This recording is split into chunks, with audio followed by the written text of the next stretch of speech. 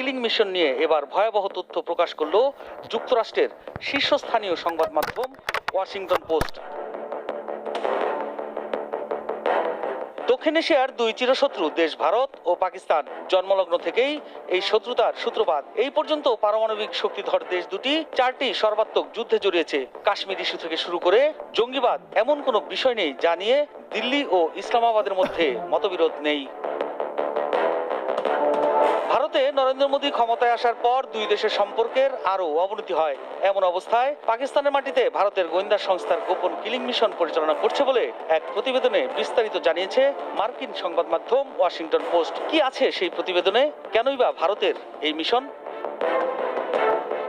2021 সালের পর পাকিস্তানের সংঘটিত এই ধরনের 6টি গুপ্ত হত্যার ঘটনা তদন্ত করেছে ওয়াশিংটন পোস্ট। এই প্রতিবেদন করতে পাকিস্তানি ও ভারতীয় কর্মকর্তা, সশস্ত্র দলের যোদ্ধাদের মিত্র ও পরিবারের সদস্যদের সাক্ষাৎকার এবং পাকিস্তানি তদন্তকারীদের সংগ্রহ করা পুলিশি নথি ও অন্যান্য প্রমাণ পর্যালোচনা করা হয়েছে। এই প্রতিবেদনে একটি উচ্চাকাঙ্ক্ষী ভারতীয় গুপ্ত হত্যার প্রোগ্রামের রূপরেখা প্রকাশিত হয়েছে।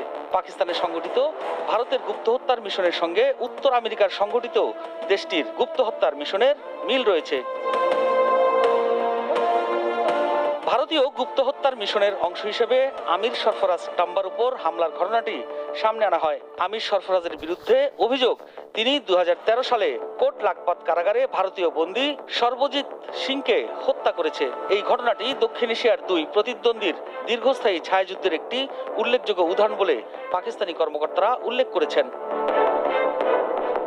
ভারত ও পাকিস্তান দীর্ঘদিন ধরে একে অপরের দেশে বিশৃঙ্খলা সৃষ্টির জন্য সশস্ত্র গোষ্ঠীদের ব্যবহার করে আসছিল। তবে 2021 সাল থেকে ভারতের গোয়েন্দা সংস্থা রিসার্চ অ্যান্ড অ্যানালাইসিস উইং একটি পদ্ধতিগত গুপ্ত হত্যার প্রোগ্রাম চালু করেছে। এর মাধ্যমে পাকিস্তানের মাটিতে অন্তত 6 জন মানুষকে হত্যা করেছে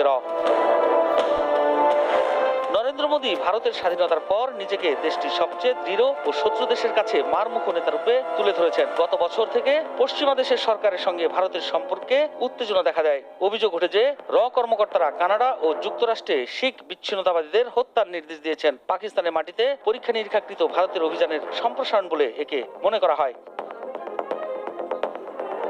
ওয়াশিংটন পোস্ট বলছে, পাকিস্তানের সংগঠিত গুপ্ত হত্যায় সাধারণত স্থানীয় ছোট অপরাধী ও আফগান ভাড়াটেদের মাধ্যমে পরিচালিত হয়। এই অভিযানে কখনো ভারতীয় নাগরিকদের ব্যবহার করা হয়নি। এই কাজে নিজেদের সংশ্লিষ্টতার বিষয়টি অস্বীকার করতে কর্মকর্তারা দুবাইয়ের ব্যবসায়ীদের দালাল হিসেবে ব্যবহার করেছেন।